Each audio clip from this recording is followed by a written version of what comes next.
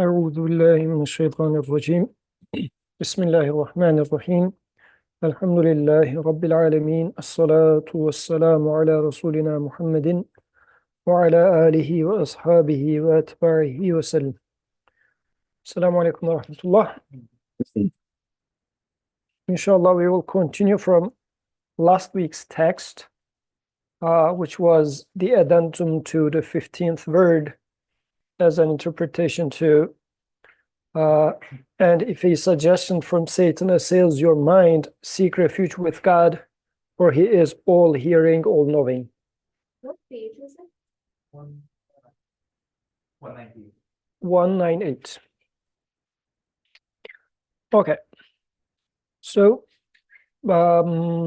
anyone who wants to summarize last week's conversation or what is left with you? I am looking for the hard-working students. Who wants to take, like one of you? Okay, I'm throwing it there, whomever takes it. Okay. Okay, Assalamu alaikum. I guess what I remember from our discussion last week is talking about how the Qur'an is an elevated speech. But then here, basically, Nursi is talking about sort of like an argument he heard where, okay, but you only think it's elevated speech because you're told it's elevated speech. Why not look at it from the other perspective of it's the speech of man, and claiming that looking at it from the perspective of the Quran being speech of man is supposedly an unbiased perspective. And we talked about how, this is not the case. In fact, it's just like the exact opposite position. So it's not really an unbiased view. So that was kind of like a trick that was brought up. And then we also talked about whether it is possible to be unbiased, between it being the speech of God versus it being the speech of man. So is there a middle position, which is what tends to be referred to as unbiased, if you can seek some sort of in between. And then I think we talked about how that's also not possible either, because what would be an in between of the speech of God and the speech of man? We don't know, we can't really comprehend the speech of God outside of what we're taught. So to try to take it down to the position of man would be futile. Those were the main points that I remember. Good, Jazakallah khair. And the other hardworking student, would you like to add anything?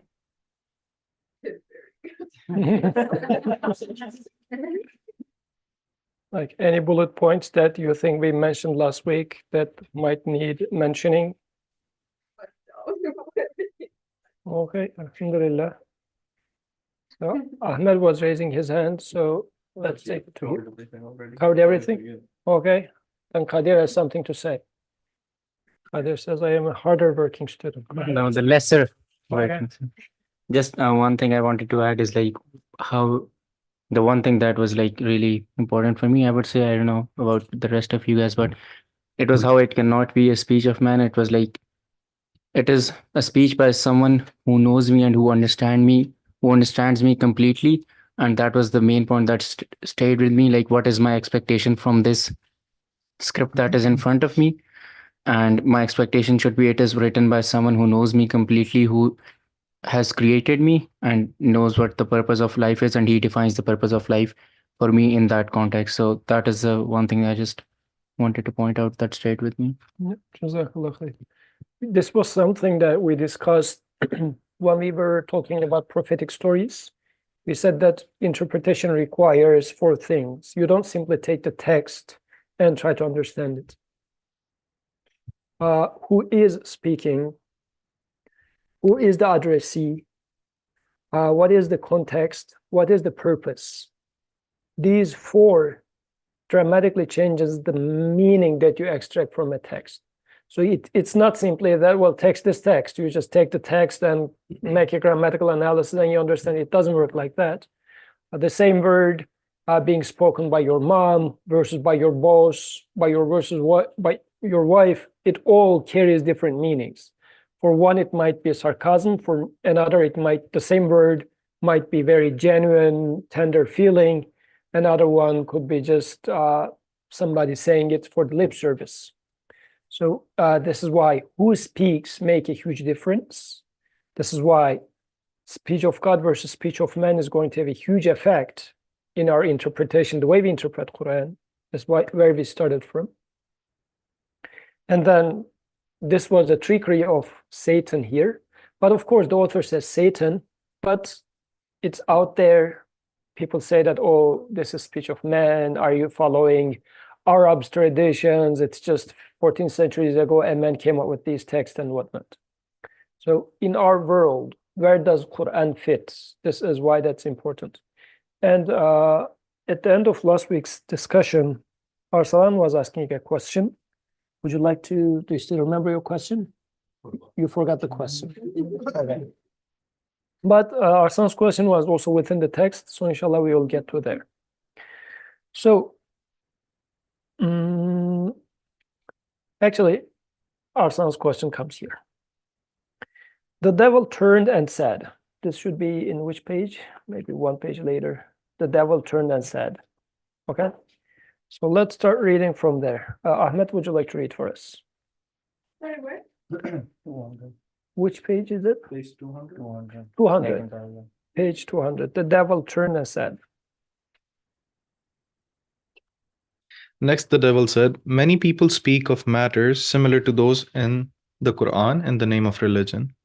Isn't it possible, therefore, that a human being did such a thing and made up the Qur'an in the name of religion? Okay, so translations are different a little bit. Let's go with this one.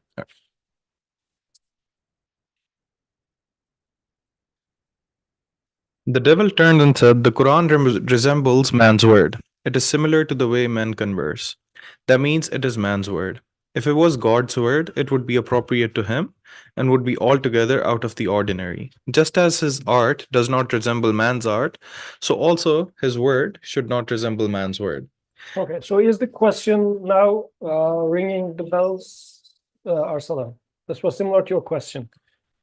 Devil is asking that question. Come on. Last time. Okay. So that's a good question, though. When we say speech of God, what do you expect? Right? Because it looks like Quran is just written in Arabic. It sounds like human speech. So, well, it's possible that another human made the same type of speech. And it sounds technical, it sounds like possible. It's just putting letters together. What's wrong or what's hard with that? Yes. Let's continue. Ahmed. Your mic is on. Okay. I replied, it may be understood as follows. Apart from his miracles and special attributes, the Prophet Muhammad ﷺ was a human being in all his actions, conduct, and behavior. He submitted to and complied with the divine laws and commands manifested in creation. He too suffered from the cold, experienced pain, and so on. His deeds and attributes were not all made out of the ordinary, so that he could be the leader of his community through his actions, its guide through his conduct, and instructed through all his behavior. If he had been out of the ordinary in all his conduct, he could not himself have been the leader in every respect, the total guide of everyone, the mercy to all the worlds, through all his attributes.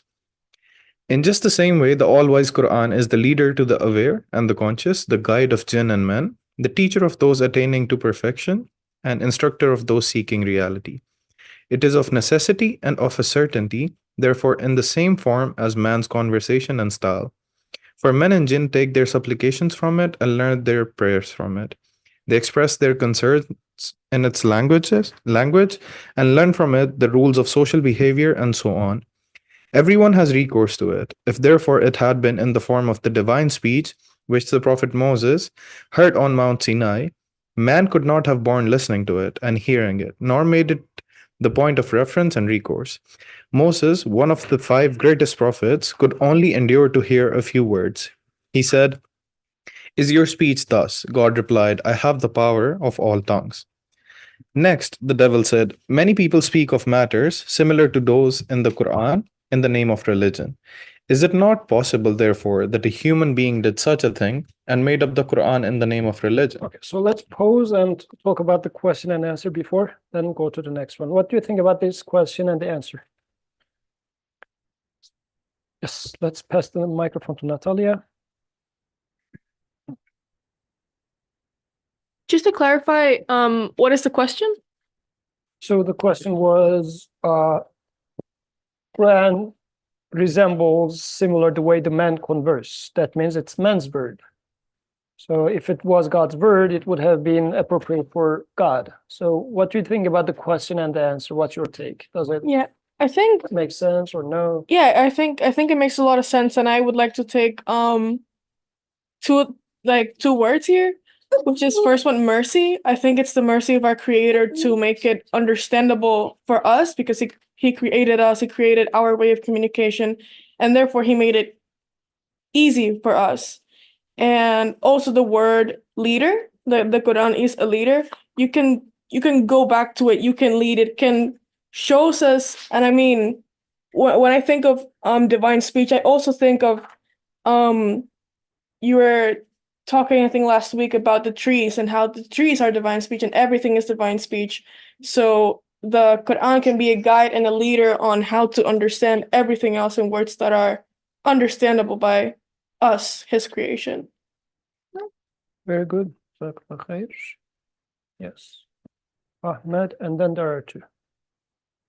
I also think that the author provides a clarification where he says that if it had been similar to divine speech, then again, if Prophet Moses could only hear some of it and could make sense of some of it, then it, like, the message could not have been in the form of divine speech, because humans, as since we're not creators, we're the creation, we cannot fully encompass and, I guess, bear to listen divine speech.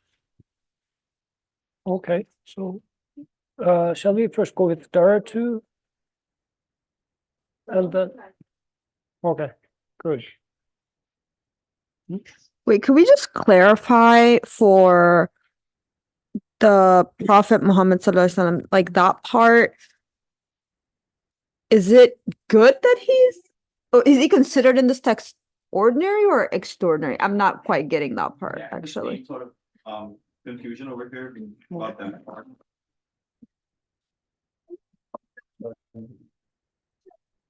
So I had the same confusion over here, because first it says that Prophet Muhammad had it, if he had been out of the ordinary, it's like he is not out of the ordinary, and then he says that in just the same way the all-wise Quran, that makes me think that he's saying that even the Quran is not out of the ordinary. Like, I don't understand that part. Okay, good. And Dua, you had a comment or question? Okay, let's go with Dua's comment. I don't know the answer to their question, but I found there to be a problem within this question itself, because it ignores the purpose of the Quran. And like, the Quran isn't the speech of God. God isn't trying to show off that, oh, like, this is my speech, look at how elegant and amazing it is. It is a guide to us. So that necessitates that it be in a language that is understandable to us. So I think the fault in this question is that it doesn't understand the purpose of the Quran. Very nice. Qadir? I have a question. Like, first of all, like, as I was saying, like, I would like to question the validity. Like, it is a top-down question. I would feel like, why is it like this? As we've been taught, and like I've been like listening to the Quran class here, like the approach should be bottom up. So, if this question is right, then I would like to add another thing, is like, why is it in Arabic? Like, there are a multitude of languages that do exist in the world. So, like for me, the better question, like I do understand how it is explained here, that how it is here to explain at a humanly level. It is for us to like understand those things, but I would question the language thing over Should it be in Urdu? English. I don't know. Well, it should have been in German. Is there a specific reason or no? Okay, and Zareen seems to have something there. It's about to come out. I guess this question also reminds me of our discussion from the 12th word of like how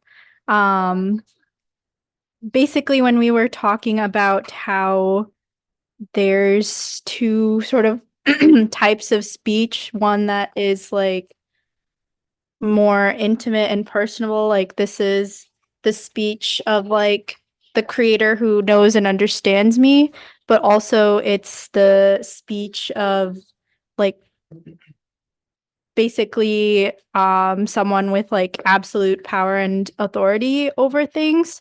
So I think in some respects, like if our purpose is to learn and like the Quran is supposed to teach us, like it should be understandable to us at a certain level.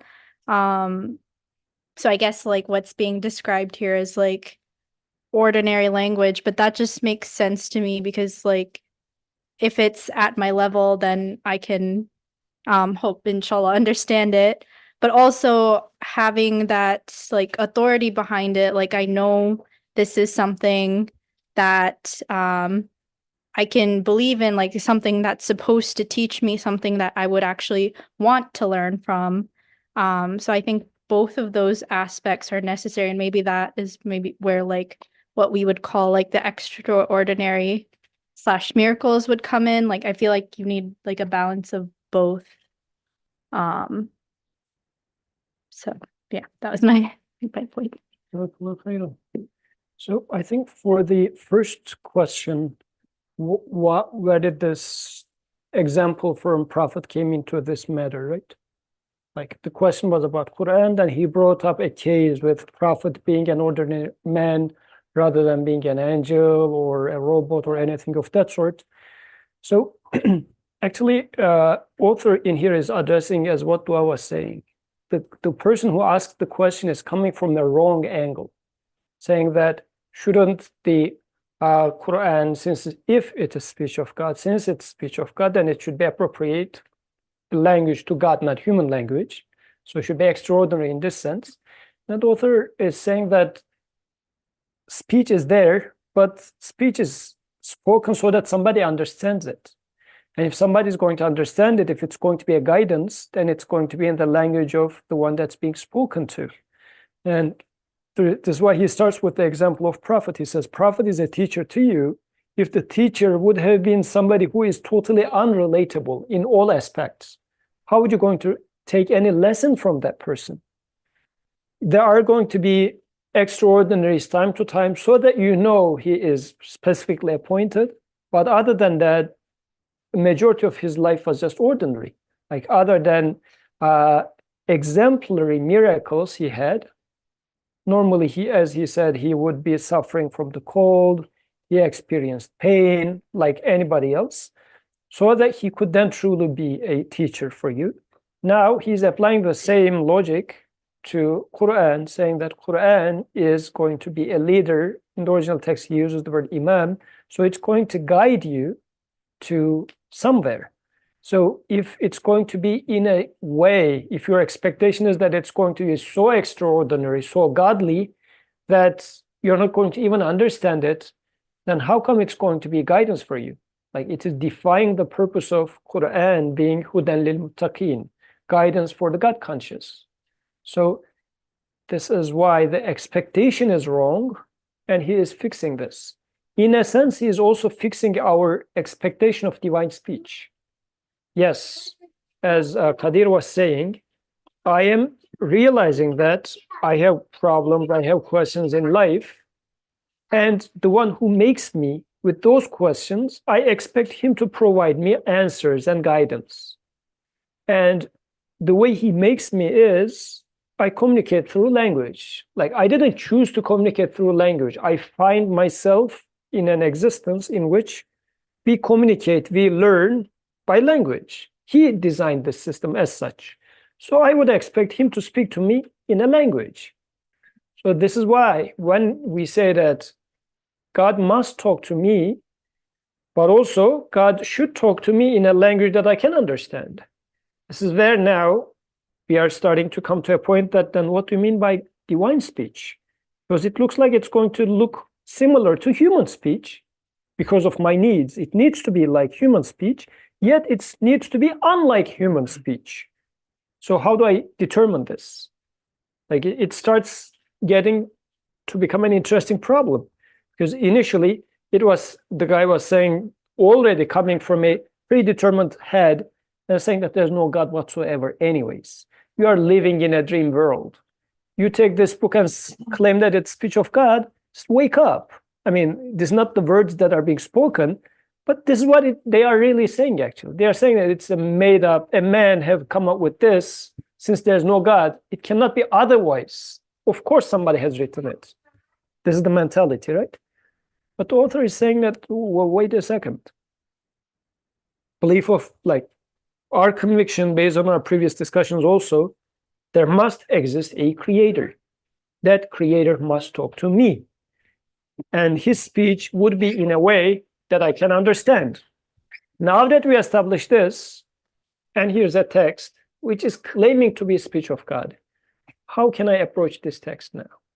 Shall I approach it first as being unbiased speech of man? No, we discussed this, not possible. Can I take it as 50-50? There's no 50-50 here, so it's not possible either. Then, now the devil is starting to realize that we are starting to become a little more conscious, starts putting a little different questions and says that, well, if it's godly, then it needs to be different. No, it's not. Then what's next? Any other questions so far? Yes, brother, because it's about these. The question was like, because text says in just the same way, always Qur'an, and right before that, there's an explanation about the prophet being ordinary. It reads as if the Qur'an is also ordinary. I guess that was the question, right? So I was reading from the original as well. So when he says in just the same way, he's referring to the fact that the prophet being the leader or guide. In just the same way, Quran is also imam, a guide. So that's the transition between the paragraphs. Otherwise, author is not saying that in just the same way, Quran is just ordinary yet another text. He's not saying that. But no, I would say a little bit in there, because as he comes at the end of the second paragraph, he says, if Quran was like the speech that Musa alayhi salam heard, then you wouldn't be able to. Okay, so the way I understood the question, the Quran is being ordinary. It just, the text doesn't have any, how would you say? Divinity? Divinity. Like it's a text just you would write. No miracle, no elegance, no nothing. Mm-hmm. So that's how I understood the question. Okay. And to that question, I think author is not saying that. On the other hand, yes, because it's a guidance, it needs to be in an ordinary language. So maybe we should put it that way. It is in an ordinary language, yet another language, Arabic, but the content-wise, it's not yet another ordinary text. I guess if then we were to apply this to prophet was an ordinary human being in terms of flesh and bone. Exactly. But in terms of his human qualities, characters, like he was best among humanity, so much so that nobody is able to reach him. So in this sense, not like, or I guess, the ordinariness in there is the questioner is expecting generally when it comes to prophets too, why it's not an angel, sort of a question comes. So in this sense, no, he's an ordinary human being like you and me. Quran is a text, like it's any Quran itself says this is a clear text. Like it's a text that you can understand. It's not like cryptic this and that. It's a regular straight text that you are conversing in the language that you converse in. So in this sense, it's a not extraordinary in terms of the language in there, yet it's going to be speech of God because the speaker is the creator. What makes Quran divine is because the speaker is the creator. This is where we started, right? Initially, the guy said, the devil said, look at it as if it's a speech of man. It was still the same text. And he said, all the lights went off. Quran, which was supposed to be a source of light, the very same text became a very dark thing itself. So the magic within the text, if I'm looking for the magic within the body of Muhammad والسلام, flesh and bones, like as Quran says for Isa alayhi and his mom, like they would eat. Like they're regular people, they're regular human beings, they're not divine. Likewise, the text itself, if I am looking for divinity within the Arabic letters in there, no divinity in there. But the creator is speaking. If I take this into account, this is where the divinity comes from. His speech of God. With that lens, I start seeing the divine within this text. Okay? Yes. Just a small comment. The way I understood it was that I think the author is just trying to draw a relationship between how you mentioned that the Prophet, peace be upon him, was relatable as a leader and how he complied with all the divine laws. So the way I understood it is that, for example, if he was commanded to fast, the Prophet, peace be upon himself, like he fasted himself. But if he was out of the ordinary, a person who never felt hunger, then we wouldn't find out how to fast. Or if he, like, it wouldn't be a relatable experience. Yeah, we would just say he's the prophet. Yeah. He's not even hungry. So like, I feel like the author is just drawing that relation and saying, in a similar way, the Quran cannot be out of the ordinary. Like it cannot be, it has to be relatable speech that we can understand and comprehend. Yeah, wisdom requires that. Wisdom of humans' purpose requires that. It's going to be a speech that human can understand. Right? Yes, please go ahead. Qadir's question about why it is in Arabic. Oh, yes. So it reminded me, the article which discussed, like, we asked the question why sky is blue, and the guy was asking why sky has any color at all. Like, forget about it is blue or yellow or red. Let's first understand why sky has a color. So in the same way, I guess the cool thing about Quran, it's being in a human language. I mean, forget about whether it is Arabic, Urdu, obviously not Turkish, maybe Kurdish, but the point is, like, it's so cool that it is in a human language that we can understand. And when I say we can understand, like, oh, but I don't know Arabic, okay, God creates tafsir as well, right? I mean, one way or another, it is sent down to you, to your level. If you are a child, he creates some books which says Quran for children. Like, there is all these resources created that the Quran is being sent down to you, to your level, whatever your level is. And as a human being with your capacity and so on and so forth, you have the, like nowadays we take learning and language is something, I don't know, extraordinary because we don't have time, because I have classes, the remaining time I have to, shape my body, this remaining time I have to plan for travel, remaining time I have to, invest in some stocks and so on and so forth, right? And then we say, oh, I don't have time and so on and so forth. But when you look at the mirror and look at the human being you see, and this is, I'm talking to myself first and foremost, you say, okay, this human being has the capacity to learn any language, any human language, and it is, I am created that way. So there's a switch in me. If I choose to learn it, I will learn it. If I don't choose it, I will not learn it. That's simple, I guess. It's like, anyway, doesn't matter. So yeah, I guess the point here is not whether it is in Arabic or Urdu.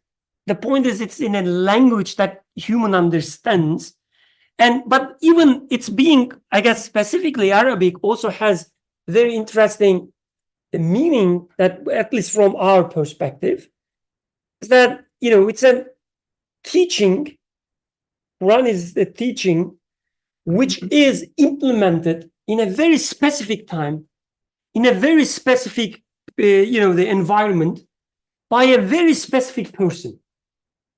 So it was realized, it was actuated, it was like, probably it's the only ideology, if you call it ideology, that really fits to this very specific moment, specific, the environment and person.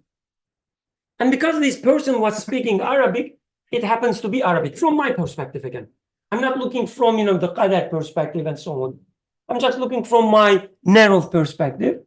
And I say, yeah, it's being Arabic makes perfect sense because it was implemented in this period. And the point that it was implemented, it was lived fully, with no exception. I mean, when you think about it, it's so beautiful, like the Quran being revealed part by part, right before or after something happens, right? It means every sentence in Quran has a real life correspondence. I mean, can you imagine a teaching 100% has a real life correspondence? Within such a, again, my narrow perspective, I say, yeah, it's being Arabic makes perfect sense. It is implemented in Arabic. And then again, doesn't matter whether it was Arabic or not. The point is it was in a specific language, understood by a specific person. So cool. I said cool so that he would. And today I learned that he is going to gym 6 times a week. MashaAllah. So at least 1 hour, 2 hours. Okay. Okay, let's not, expose. Okay. So 2 hours, 6 times a week. Good time for learning Arabic, I guess. Wow, very regular. This is the key to learn a language. Be regular, be consistent, right? MashaAllah. Okay, so is this an answer to Tuzan Arslan's question? What do you think? Or is there any question left in there? What do you think? No. You're good.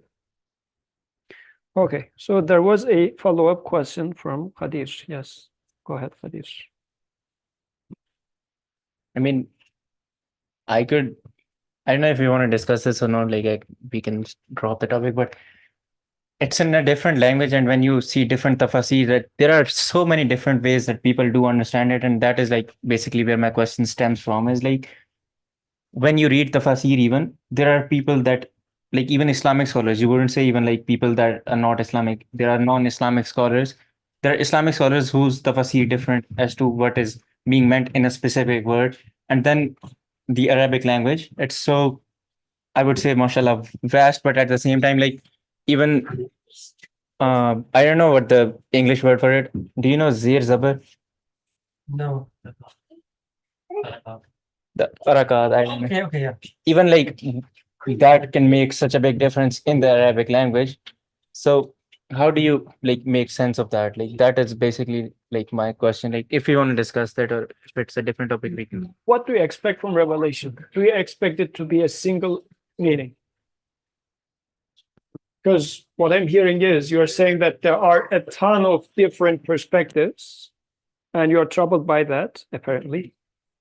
So would you expect that divine message comes and it's just one only single meaning, or what?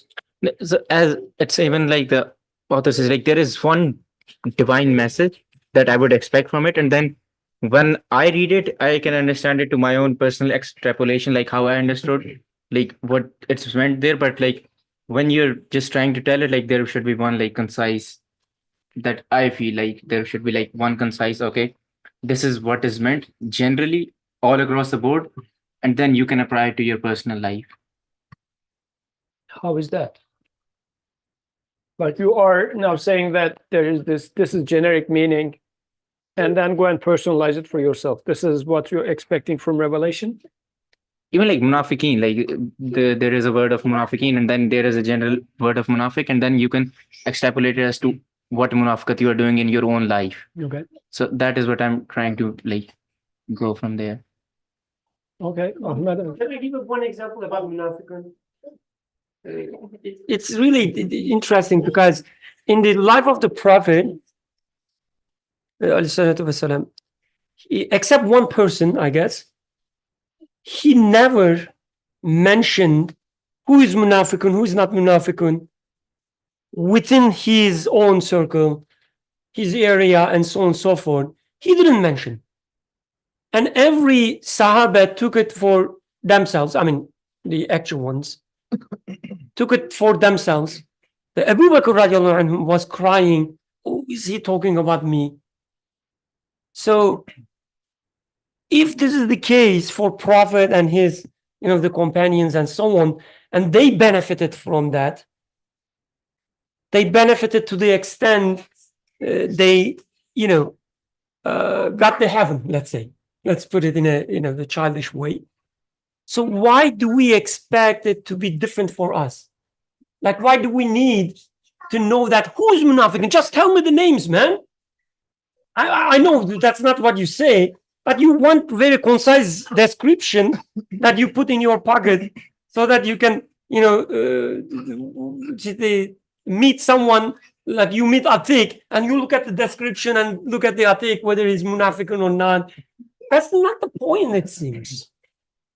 So when we say it needs to be a very generic and very fixed meaning and so on and so forth, you are forcing Quran to be read literally. That's the only way to fix a meaning. You have to read it literally to make it, fixed, which is completely, the opposite of how you should be reading Quran. You shouldn't read Quran literally. So the expectation, this multiple tafsir and so on, of course, it's your duty to decide which one to trust and so on. Like there are all useless ones as well. Everybody knows that. But for, most of the scholarly work, may Allah, reward them all, even the one that conflicts and so on.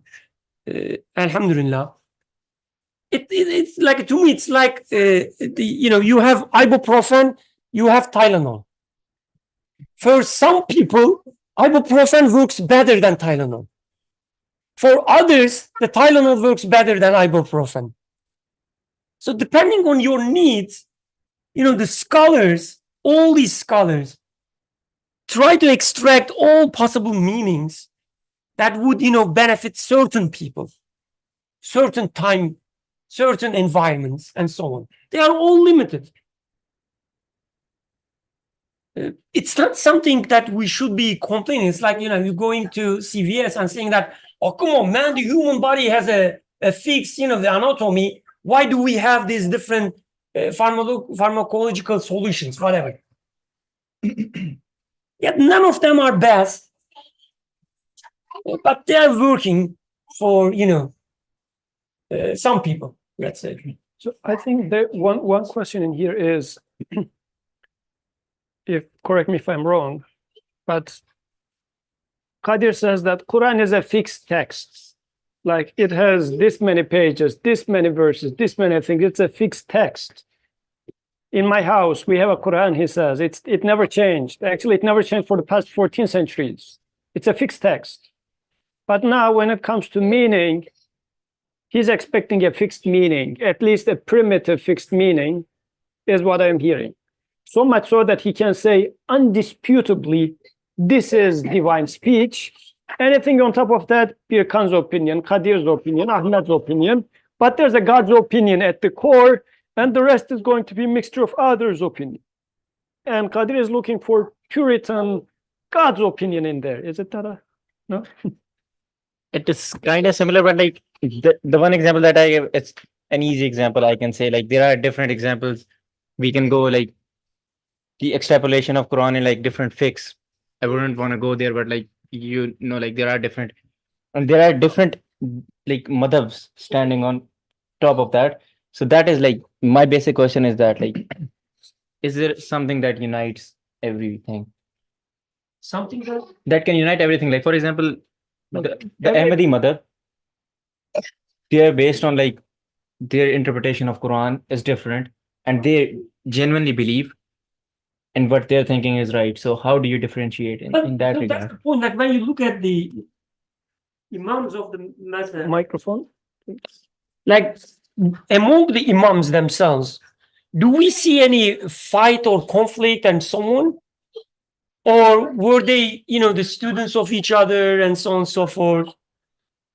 So when, the Hanafi was writing something or making let's say, a claim from his point of view, did he say all these Shafis, they don't know what they're talking about? Did he say that? I don't know. He did, dude.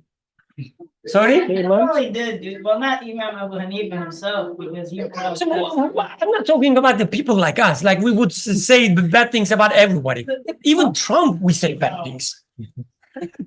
Well, the later scholars, they have disagreements. No, of course, but they have like a scholarly disagreement, which is expected. It should be that way. They should disagree scholarly. I mean, I read something, I analyze something, study something, come to a conclusion, and I say, as they said, this is the best thing I can understand. And another scholar said, this is the best thing I can understand, which is highly expected. Like there's no problem there, at least to me. No, I think, again, the expectation in here is this undisputable, general, unified truth is what is being sought in here. But even for Qadir's life, the same thing is going to be true and then false and then true and then false, depending on who you are. Like there is no single true thing that will stay true for you in terms of practicality. But when it comes to, for example, La ilaha illallah, throughout your life, there's going to be thousands of different meaning La ilaha illallah will apply to your life. Sometimes when it's going to apply to your relationship with you and your mom, and eventually at some point between you and your children, you and your wife. La ilaha illallah, the same word is going to have very different meanings for you in your life. So if you say, well, La ilaha illallah means there's no God but God, fine. But when it applies to certain cases, it's going to have a totally different meaning. So we talked about this before, but it requires a little bit repetition. So I will get in and out. I don't want to stay too long in there. But when we say speech of God, yes, we hold a book in between two fingers of us. But speech of God, this is a manifestation of speech of God. It's just ink and paper. It's a created being. Like this, we talked about the createdness of Qur'an in a previous discussion. I talked 45, 50 minutes back then. It was a long and boring conversation. No, not conversation, monologue. So speech of God, if I say this is speech of God, no, this is ink and paper. Attributing this text to the Creator makes it speech of God. What you understand from it is a limited understanding of yours from speech of God. I cannot say what I understand is speech of God. I cannot say that. What I can say is, this is my understanding from speech of God. This is why and how Atiq can argue against it. But if I say, no, this is what God says, and then how is Atiq going to argue against it? Because now he's arguing against God then. My understanding, and even sometimes reciting a verse, not even interpreting it. Something is happening here, and then I just recite a verse, not even make an interpretation. apparently I'm just speaking word of God, right? But since I am reciting it in a certain context, actually I am interpreting it, saying that this is what that's talking about. It's my interpretation of it. So I cannot be beating you in this sense with verses by saying that, oh, are you coming against God's word? Well, it's your understanding from what God is saying. This being said, how about is all understandings equally correct or equally nonsense, right? So this is where Prophet's example becomes important. How did Prophet understood these verses? Like how to interpret Qur'an? Because it needs to be within the limits of the language. And then it needs to be within the message of Qur'an. Like I cannot read a verse of Qur'an and interpret it totally contradictory to the main theme of Qur'an itself. I mean, the very basic example, oh, Qur'an is saying that we did this, we did that, so there are multiple gods then. Well, of course not, because Qur'an's main theme is about La ilaha illallah. Then you would say, oh, I need to interpret this we in the sense of La ilaha illallah. I cannot go the other way around. And prophetic life and Sahaba, like the students of Prophet ﷺ, then becomes a measure for me how to interpret Quran. Still knowing that these are all interpretations, which means I need to interpret it within my own circumstances too. This is why we learn from Sahaba, from Prophet, how to interpret Quran. Quran has to be interpreted. Everybody is living a unique life. What does the speech of God, how does it apply to my case? This is going to be the question. This is why your quest for this frozen, undisputable, whatever meaning is unrealistic. Like it's inhumane. As a human being, you are changing. The universe is changing. What you need to do is, how did Prophet interpret this verse in his life? How did scholars interpret this in their context? Now I am learning a pattern, then I will apply it to my case. And when I am saying it, I won't say God says so, but I would say, as far as I understand from speech of God, this is what it is. And I need to provide my evidence too. I will say that because of this, because of that, and from the creation, I bring evidence. And I said, this is what I understand. You can argue against it. We will have a conversation about that. But as Brother Wikan was mentioning, interpreting Quran literally and saying that this is speech of God is a dangerous thing. Because then I am saying that I am taking one interpretation as this is what God said. Sort of, I am imposing my understanding to you as God's speech. This is a dangerous thing. This is what Imam Ali was fighting for in his time. Because when they put pages of Quran before the spears, saying that if you attack us, you are attacking Quran. So Imam Ali says, no, this is not Quran. It's a mushaf. It's a page on which verses are written. By attacking this, like by putting there, you're not symbolizing Quran by just making it a flag for yourself. You are taking the position that since I have the text with me, if you attack me, you're attacking Quran. No, he says your understanding. So a written Quran is a creation. It's a created text. It's not divine speech. What you understand is not divine speech anymore. It is your understanding from divine speech. It's a limited understanding. Divine speech is unlimited. This is what divine means, right? Absolute. But it's being projected onto you. It's a created, limited meaning. So my concern would be, how can I get a proper meaning from Quran? This should be my concern. My concern shouldn't be, no, there has to be a crisp, clear, perfectly agreeable and whatnot to everybody else. Yes, in the sense of, in the basis of humanity, we can agree, but otherwise, people are different. So we will, this is where the conversation is going to happen. Okay? Yes. I completely understood Kadir's question in the sense that how vast and extensive Arabic literature, vocabulary, grammar is. But I've always taken it the exact opposite way, in that just because that language is so vast and there can be so many tafasir and so many ways to understand the Quran, is why the Quran is in Arabic. Like you were saying, your understanding, how you view it is that it was really like everything is related to a practical life lesson. Every verse was released or revealed after an incident happening or before it. So the way I just took it is just because of the vastness that is the Arabic language is the reason why it's in Arabic, because many other languages don't have that vast grammar to encompass everything.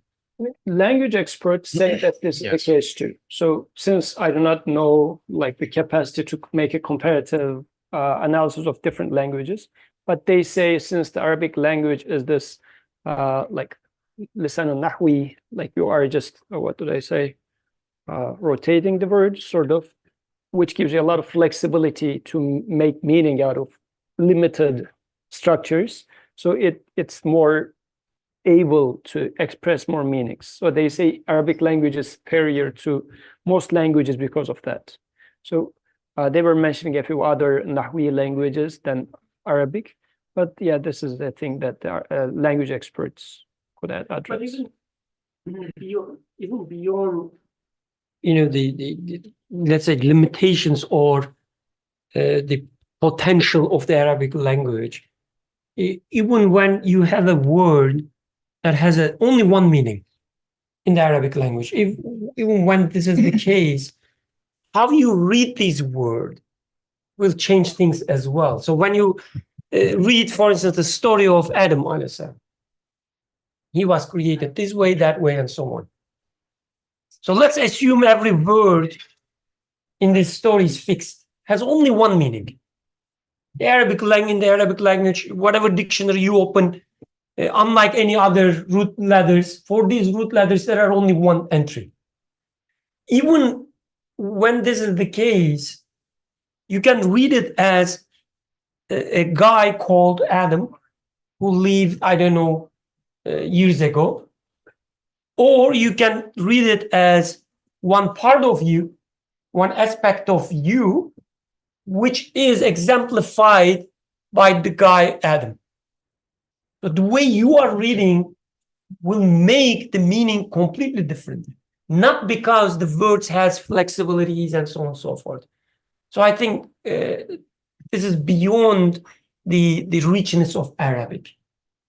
Yes, the Arabic might be, again, I'm not an expert either, not even close, might be a very rich language, but the actual richness, maybe let's say another richness, is not about the Arabic language, but the purpose of the Quran. Who's speaking?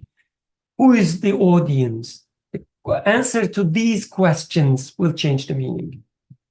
Certain scholars, for instance, would look at the Quran and say that, okay, it's a book which tells us the true history of human.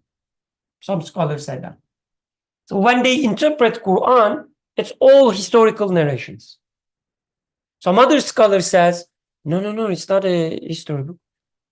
It's talking about me in this very moment. So the meaning will change completely. Some other scholars would say, oh, it's in an Arabic language. Even beyond the meaning, what is important is the grammar. So I should study the grammar of the Quran, and the interpretations will change completely. So shall we continue with the next question then, inshallah? And we can continue with dua reading, inshallah. Next, the devil said. Next, the devil said, "Many people speak of matters similar to those in the Quran in the name of religion. Is it not possible, therefore, that a human being did such a thing and made up the Quran in the name of religion?" Through the light of the Quran, I replied as follows. Firstly, out of love of religion, someone who is religious may say, "The truth is thus, the reality of the matter is this." Almighty God commands that, but he would not make God speak to suit himself. Trembling at the verse, who then does more wrong than one who utters a lie concerning God? He would not overstep his mark to an infinite degree, imitate God, and speak on his behalf. Secondly, it is in no way possible for a human being to be successful in doing such a thing on his own. In fact, it is completely impossible. Individuals who resemble one another may imitate one another. Those of the same kind may take on one another's forms. Those who are close to one another in rank or status may imitate one another and temporarily deceive people, but they cannot do so forever.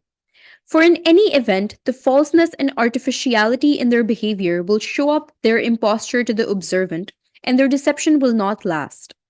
If the one who is attempting to imitate another under false pretenses is quite unlike them, for example, if an uneducated man wants to imitate in learning a genius like Ibn Sina, or a shepherd assumes the position of a king, of course they will not deceive anyone at all.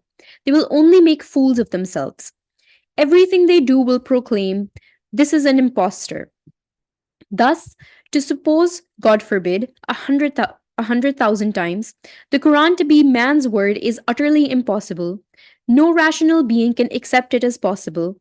To do so is a delirium like imagining to be possible something that is self-evidently impossible, like a firefly being seen by astronomers as a real star for 1,000 years, or a fly appearing to observers in the true form of a peacock for a year, or a bogus common pirate posing as a famous lofty field marshal, taking over his position and remaining in it for a long period without giving away his deception, or like a slandering, unbelieving liar affecting the manner and position of the most truthful, trustworthy, upright believer throughout his life and being completely unruffled before even the most observant while concealing his fraud from them.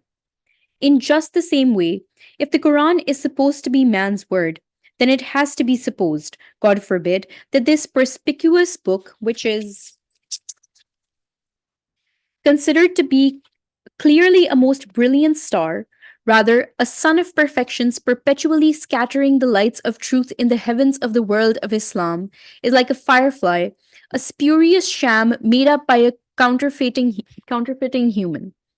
And those who are closest to it and study it most carefully do not realize this and consider it to be a perpetual exalted star and source of truth. Together with this being impossible 100 times over, even if you went 100 times further in your diabolical machinations, O Satan, you could not make such an assertion. You could not deceive anyone of sound reason. Only sometimes you trick people by making them look from a great distance, thus making the star appear as small as a firefly. Let's pause here and see if there's any question with the first two answers. The question was, many people speak of matters similar to those in the Quran. So he is just starting to accept that, okay, like since I'm not able to trick you, maybe yes, God speaks, and if God were to speak, he would speak in such a way possible, fine.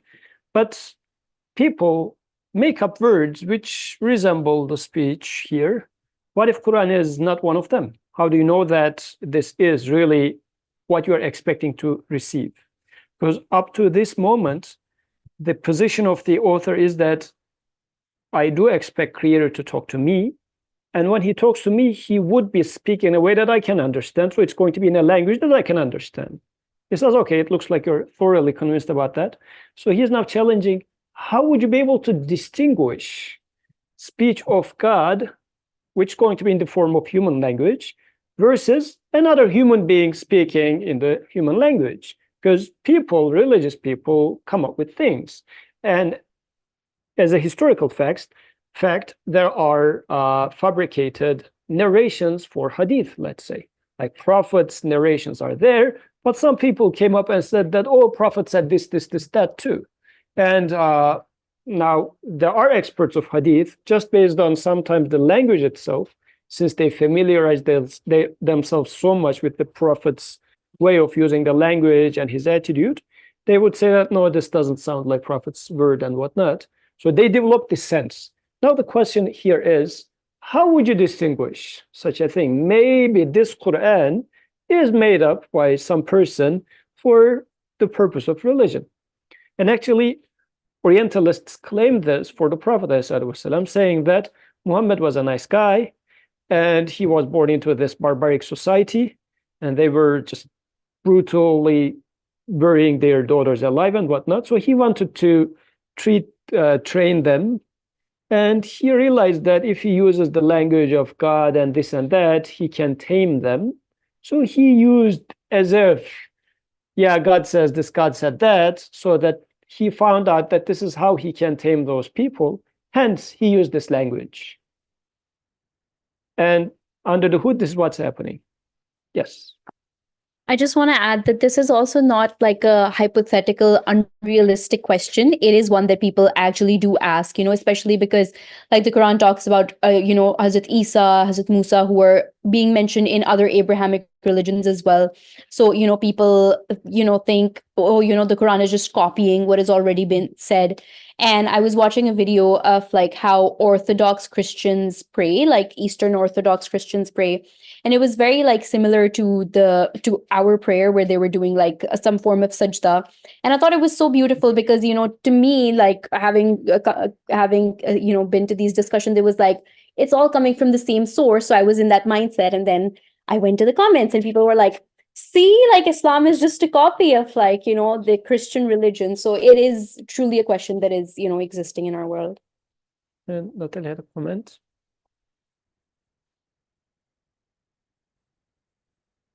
So, just to open up the conversation about the question and the answer, and I'm just trying to make sense of what I'm thinking as I speak.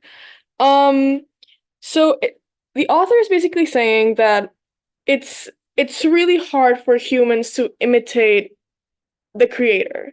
In a sense where it's really hard for a simple human to fool people, to make them think that he's the all-knowing, the creator. And one particular example comes to mind, and it's the description of the star. I think it's called Tariq. I cannot remember, but it's the translation in English. I think it's the beater. So it's a star that beats and whatnot. And so this description of the star, how could a man at this time know such a star?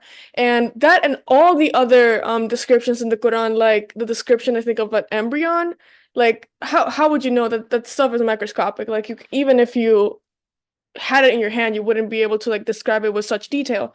So after a long time, someone would have thought, like, reading this, and let's say you believed for a second, God forbid, 1,000 times, that this was from a man, you would be like, no, this doesn't make sense. Like, a regular man cannot know that.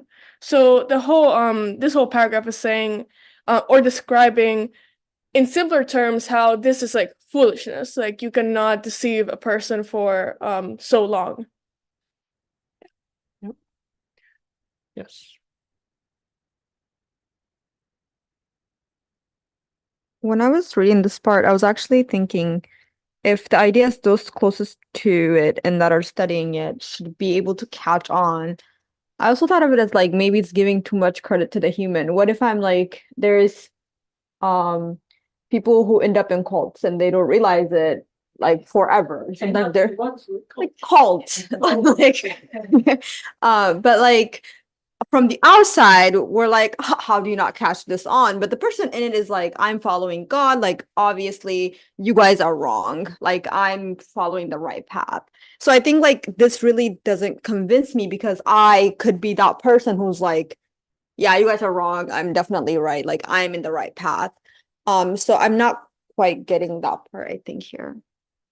And Zarin has something there.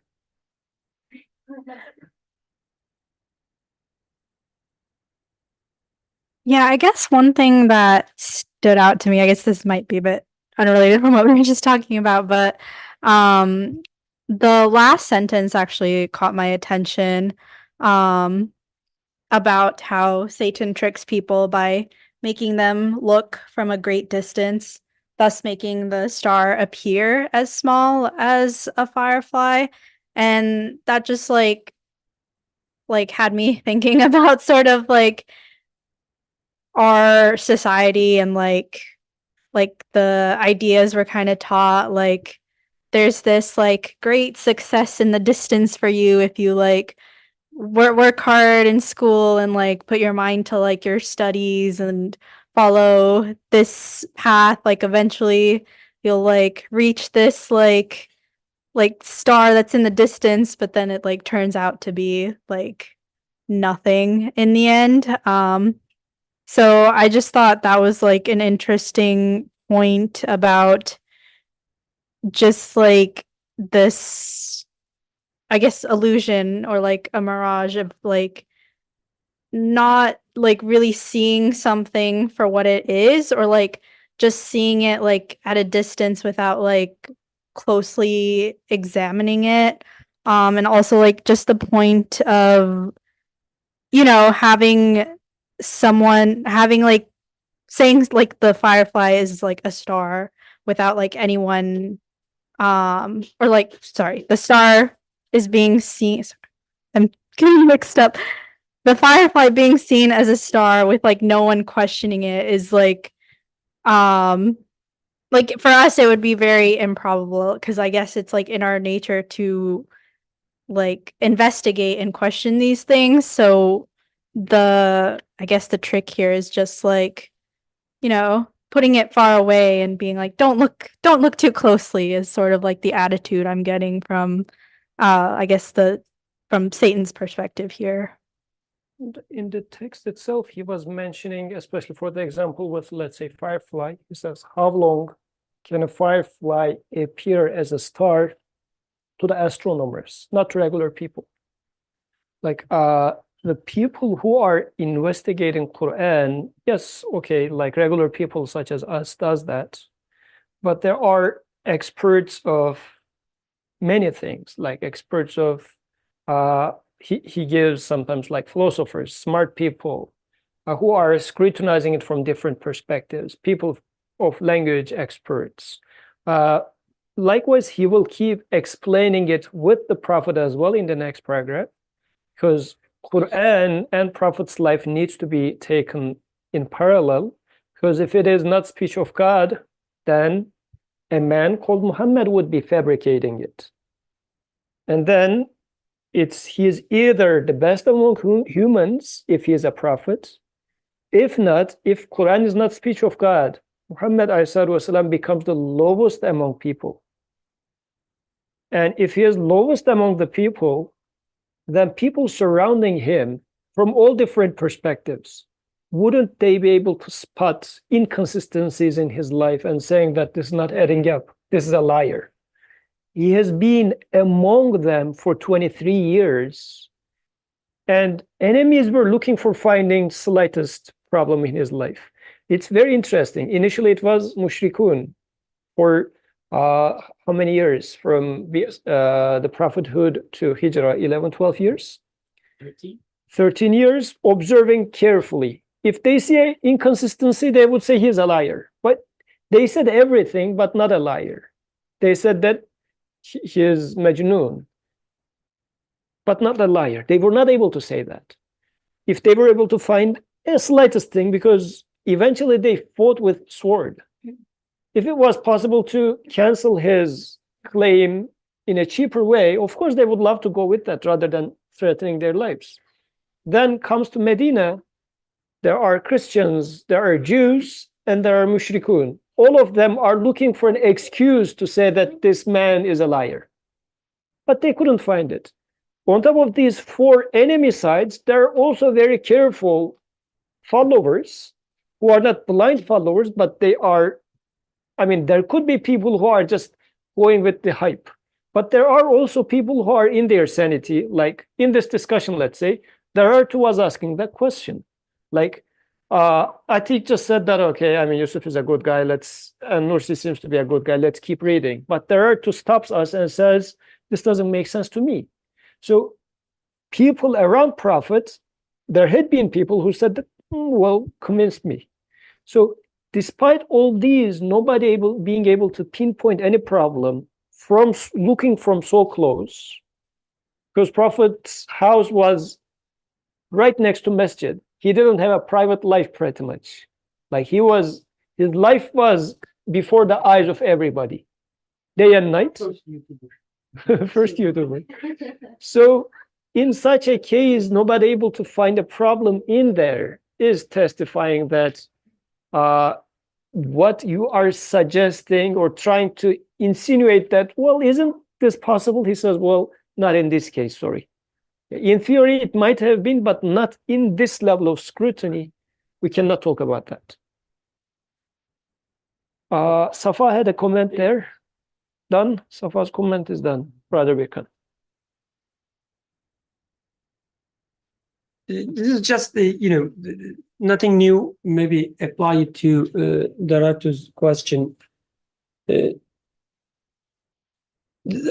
I think most of the answers to such questions are, the beauty is they're empirical. They are not, just the ideas. You look at the existence, you look at what happened, what happens, and so on, and you see the answer there. So unlike a cult, let's say, we see that both the message and the people who live the message and the people who scrutinize the message, they were very open. Like, it's not like, a cult that wouldn't, have any interface with the outside world so that nobody would scrutinize them and so on and so forth. It's just the opposite. Even there is a challenge saying in the Qur'an itself, says, scrutinize me and find any mistake. So I think it wouldn't be fair. This is not to you. I'm just talking to, the idea itself. It wouldn't fair to compare the Islamic tradition, scholarly tradition, to any other, forget about the cult, even any other, the ideology in the world. A message implemented, lived fully. Again, there is no any other, probably the example that we know of. At the time of, let's say, Isa alayhi salam, it was applied 100%, right? But we don't have, let's say, ties to that. But with Islamic tradition, at least, the claim there is that you can live this 100%. That's the very huge bar, like a very high bar. In scientific discussions and so on and so forth, there's this idea of falsification, fallibility, and so on and so forth. Something needs to be fallible or falsifiable so that we can, rely on it and so on. Quran, the claim is so high. The bar is so high, the falsifying it should be very easy. All you need to show that, no, it's not applicable in my life. It's not applicable within this context or that context. It doesn't fit to that part of the reality. Just find a tiny part of the reality in the universe, anywhere, and show that the Quran doesn't fit to that reality, and you are done. It cannot be speech of the creator of all the worlds. So it's not like, what is the word? That doesn't mean, like, you can study it, and if there's any mistake, if there's an inconsistency, not only in the message, as Yusuf said, also how it is being lived by the Prophet. Look at his life and try to find some inconsistencies. There will be some claims, of course. Our entire life is full of hearing such claims. But the moment you start studying it, with the help of the scholars, you say that, oh, wait a second, it actually, fits to the bigger picture. If you can find any other, the message, any other guidance, any other lived example, and you can, yes, make the comparisons. Otherwise, as author says, there's no comparison, there's no imitation possible. Your example, like when you said Orientalists take the Prophet as, he was a nice guy, he just transformed the life of these barbaric people, and so on and so forth.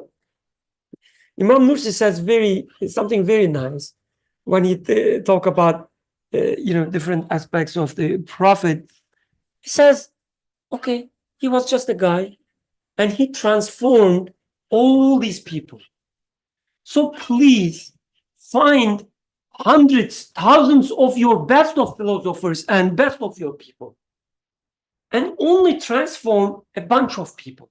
Just make them stop smoking. Forget about, stuff like when Prophet said, okay, the alcohol is haram, people, you know the story, right? It became a river. Forget about that. Just make them, change one habit of themselves, that which is bad. A bunch of people, and use best of your philosophers. If this is the claim, make it an empirical reality. It's like, we're just talking about these hypothetical scenarios and so on and so forth, but look at the empirical realities.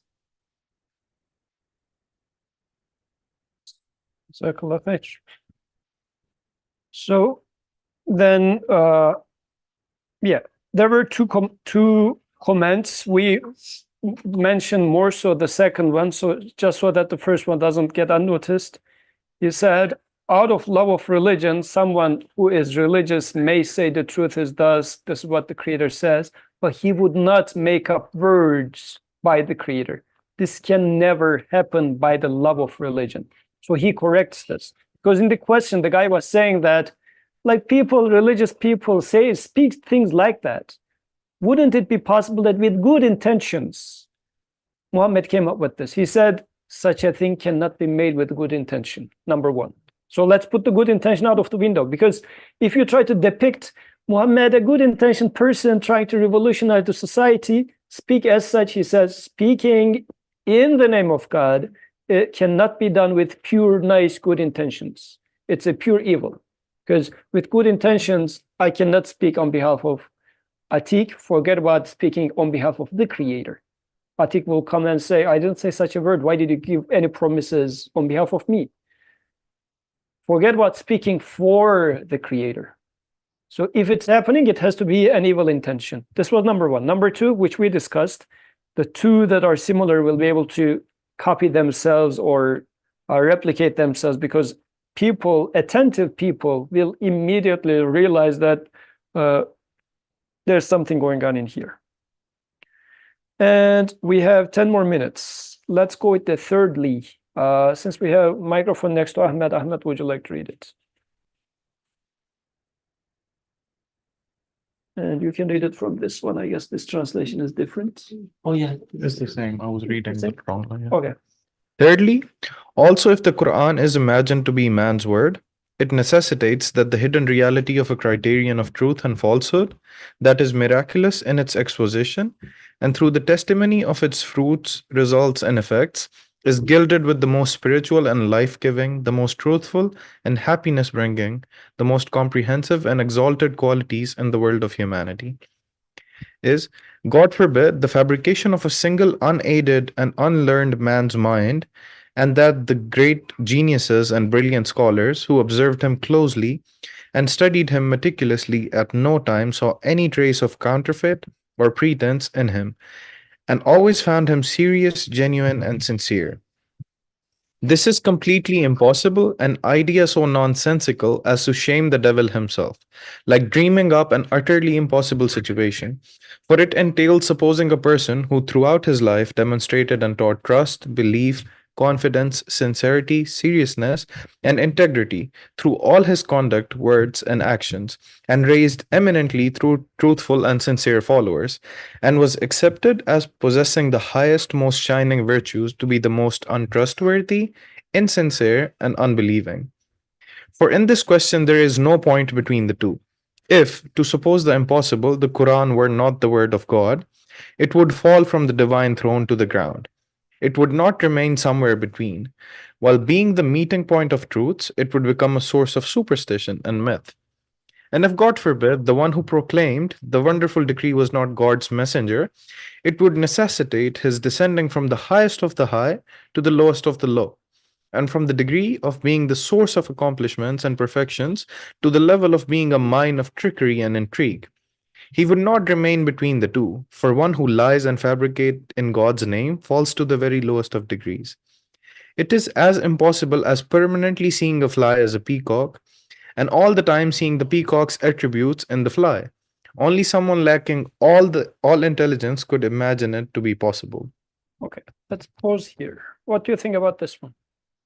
Now, the author's statement of saying Quran is either speech of God or it is full of lies. It cannot be in between.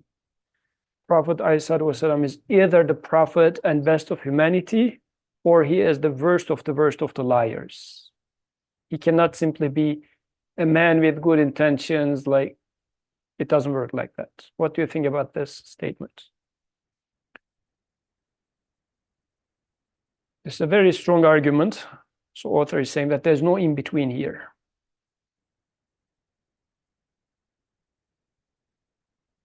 Khadir has something to say. No? Oh, Natalia. Okay. Okay. Again, just to open the discussion, very simply, you're either the person whom through our creator decided to speak to us, I guess, or you're just a liar, which is very bad. Yeah. And it cannot be anywhere in between. Like, yes, Darat. Darat is the person who is going against our cult. Go ahead. Alhamdulillah. They shouldn't become a cult. Yeah. I guess it makes sense to me in this case, just because like that would mean that they're sharing ownership. Like if you're able to somehow also have a hand in the writing process, like then are you a part? Like, is it the son maybe? Like, so I think that clear distinction is going back to the initial statement. It was like, there's no God but God.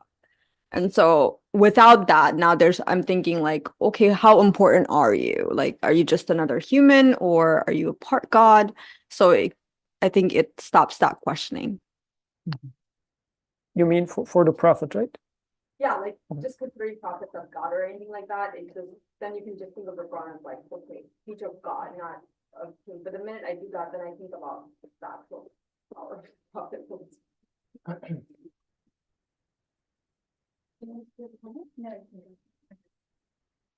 I'm thinking like if somebody's preaching that, oh, like you should be truthful like 90% of the time, but like 10% of the time, like it's okay if you lie a little bit. If that person lies, like you wouldn't think it's that big of a deal because that's what they're preaching. But if somebody's preaching like, oh, like you should be absolutely truthful, and they're saying, oh, this message is the absolute truth. If you find out even one lie, one inconsistency in that, everything falls apart. So I'm thinking of it in that sense. Like if the prophet told one lie, then it makes me think of the entire message. Then it makes me question his prophethood. So that's why for me, like it can't be, some of it is, some of it is God's, because if he's claiming that it's all from God, then, it has to be that way. So let's fine tune that understanding a little bit. How about, let's say, Atiq becoming a sheikh and starting to preach about religion. And he takes verses of Quran and to his utmost capacity, he's just telling about Quran and everything. But at some point, he does something wrong. He buys a car and he doesn't pay his dues, let's say. Does this make Atiq the worst of the worst immediately, or what? Or he's just a fallible person? What is being mentioned in here for the prophet is a special case. Then what would happen to Atiq's case? Why?